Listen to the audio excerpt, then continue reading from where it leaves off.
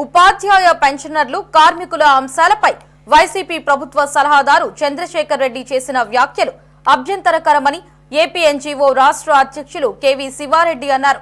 YCP పాలనలో ఉద్యోగులకు చీకటి రోజులని, ఉద్యోగులకు ఉన్న సర్వ హక్కులను, ప్రయోజనాలను హరించి వేసిందని మండిపడ్డారు. కూటమి ప్రభుత్వంలో 1వ తారీఖునే వేతనాలు పడ్డాయని, ఉద్యోగులకు ఎంత అమౌంట్ రావాలి అనే ప్రభుత్వ లెక్కలతో సహా జమ చేసిందని కేవీ శివారెడ్డి కొనియాడారు. గారు 3 days బ్యాక్ ప్రెస్ మీట్ పెట్టడం జరిగింది. ఉద్యోగుల గురించి ఈ ప్రభుత్వం మాట ఇచ్చింది, ఇది చేయలేదు, అది చేయలేదు, ఇవన్నీ ఒత్తుతాయని స్టేట్మెంట్ చేయడం జరిగింది. మరి గత ప్రభుత్వంలో ఉద్యోగుల యొక్క సంక్షేమ సలహాదారులుగా ప్రభుత్వం ఈ సంఘం మాజీ అధ్యక్షులను చూసి నియమించడం జరిగింది.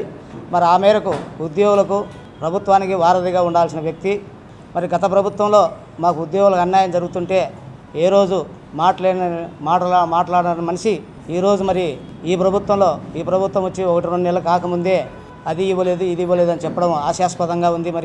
దానికి మరి గత ప్రభుత్వంలో ఎంత నష్టపోయినామో మరి మీకు తెలుసు, ఉద్యోగులందరికీ కూడా తెలుసు.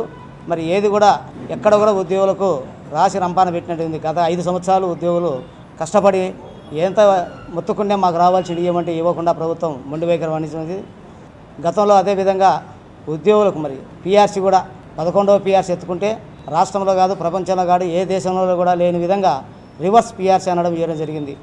ఐఆర్ఐ అనేది ఇచ్చిన తర్వాత ఫిట్మెంట్ అనేది దానికి పైభాగానే ఎక్కువ ఇస్తారు.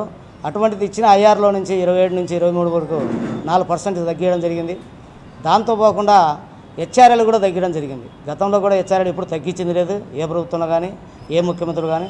ఈ ముఖ్యమంత్రి గారు, గత ముఖ్యమంత్రి గారు హెచ్ఆర్ఎల్ తగ్గించడం, పీఆర్సీ తగ్గించడం, అదేవిధంగా మా ఉద్యోగస్తులు జీపీఎఫ్లో కానీ, ఏబీజేలో కానీ మేము లోన్లు పెట్టుకుంటే తాత్కాలికంగా ఎమర్జెన్సీగా మాకు అవసరాల కోసం దాపెట్టుకున్న డబ్బులను ప్రభుత్వమే వాడుకునేది.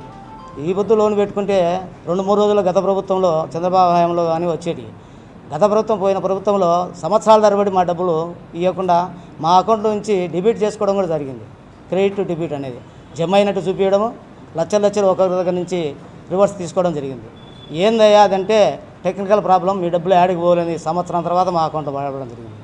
అదే అకౌంట్ మాకు ఉండింటే మేము పెట్టుకునే పెళ్ళిళ్ళకో, లోన్లకో, ఇండ్లకో, ఖర్చులకో, వైద్యం కోసం మా ఉద్యోగులకు ఎంటముడే అందేది. లేక కొంతమంది పెళ్ళిళ్ళు కూడా పోస్ట్పోన్ చేస్తారు.